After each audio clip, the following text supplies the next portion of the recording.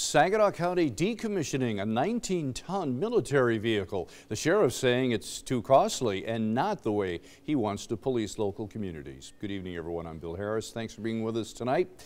Our top story this evening, how local law enforcement is using the protests in Missouri to evaluate how they respond to incidents here in mid-Michigan.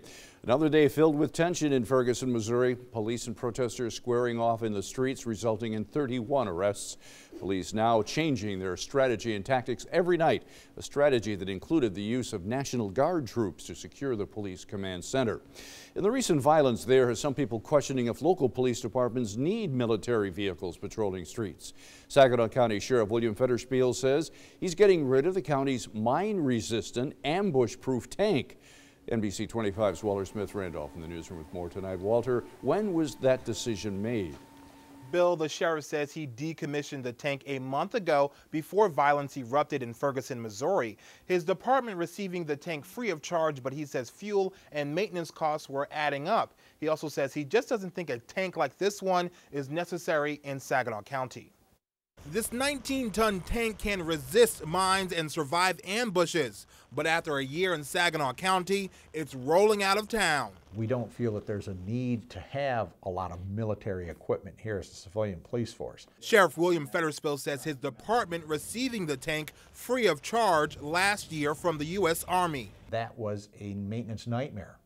And again, even though the parts were free, the installation of those parts are not free. Federspiel says he made the decision well before the unrest in Ferguson, Missouri. It has nothing to do with it, even though it's close to it.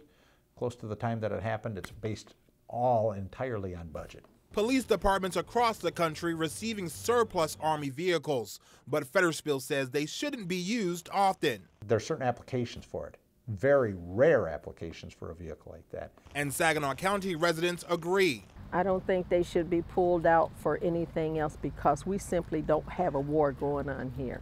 I don't know that we necessarily need a tank right now. Maybe in a year or two, who knows what could happen to Saginaw. Federspiel says if something does happen, he can always call for backup. We can call in other agencies like the Michigan State Police. Federspiel says his department does have a Humvee once used by the military. It assists SWAT teams at various scenes providing medical support, which Federspiel says is more cost-effective than retrofitting an old ambulance. We should point out counties across Michigan participate in the Army Supply Program. For a listing of equipment by county, head to our website, mynbcnews.com. In the newsroom tonight, Walter Smith-Randolph, NBC 25 News. Bill? All right, Walter, thanks.